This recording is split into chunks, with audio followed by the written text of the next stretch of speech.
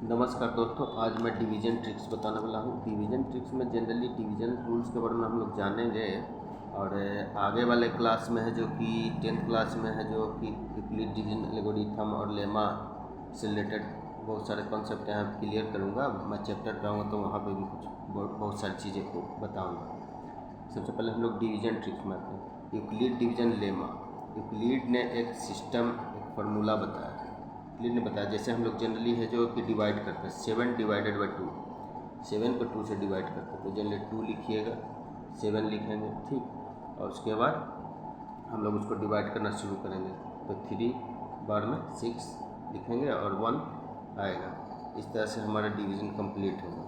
Division complete होगा तो जो 3 आया इसको हम लोग कोशेंट करते हैं, क्यू से डिनोटेड करते हैं। जो अंतिम में लेफ्ट पार्ट बचा जो रिमाइंडर कहलाए, और जिससे मैंने डिवाइड किया तो 2 क्या है, डिवाइजर है, और जिसमें डिवाइड किया जाता है वो डिवाइडेड होता है। डिवाइजर और डिवाइडेड, तो डिवाइजर को मैंने बी माना और डिवाइडेड को ए माना। अब इसमें कुछ रिलेशन ये है कि मान लीजिए कि 2 में पॉजिटिव कोई नंबर है तो उसमें क्या होता है कि 7 आया कैसे, 7 को हम फिर से एक रिलेशन 7 के बीच में, और ये क्वोशेंट, डिवाइजर और रिमाइंडर के बीच में रिलेशन कुछ स्थापित कर सकते हैं।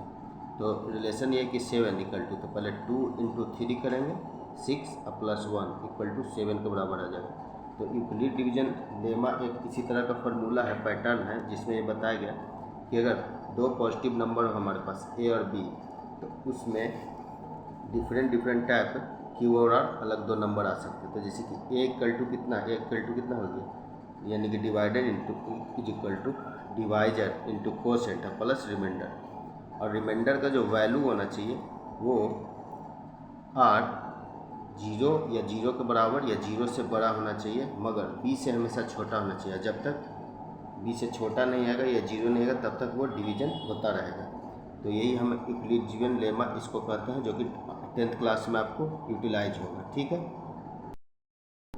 बहुत सारे बच्चों को डिवीजन से तो लगभग क्वेश्चन बन ही जाते हैं, मगर कुछ क्वेश्चंस बनाने में समस्या होती है। जैसे कि मान लीजिए कि 0 0 1 6 है, इसको हमें 4 से डिवाइड करना है, ठीक। एक ये क्वेश्चन है। इस कॉन्सेप्ट में कहीं भी दिक्कत आपको नहीं होना चाहिए, मैं सिखा देता हूँ यहीं पे।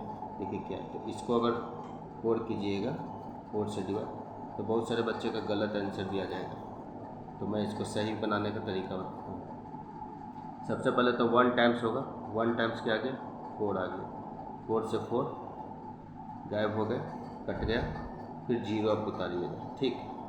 तो 4 के टेबल में तो 0 आता नहीं, मगर 0 से मल्टीप्लाई करने पे 0 बार में अगर 4 से लगाते हैं तो 0 ही आता है, तो ये 0 भी खत्म। फिर नेक्स्ट 0 को मैं, इस वाले 0 को मैं यहाँ पे फिर से उतारता हूँ, ठीक। इस 0 को मैंने उतारा तो फिर 0 टाइम्स में 0 आ गया और ये कट गया, ठीक। इसके बाद 1 को मैं लेता हूँ, 1 यहाँ पे उतारेंगे, 1 को यहाँ पे लिखें। 1 को लिखने के बाद अब देखते हैं कि 4 है जो ज़्यादा है, 1 कम, तो हमको एक अंक और लेना होगा। जैसे ही 1 डिजिट और लेते हैं तो इसके लिए एक और 0 हमको यहाँ पे बैठाना पड़ता है। तो 0 यहाँ पे एक और दिया, उसके बाद ही 6 को हम लेंगे। 6 ये 4 टाइम में कट जाएगा और इस तरह से आपका ये हो जाएगा।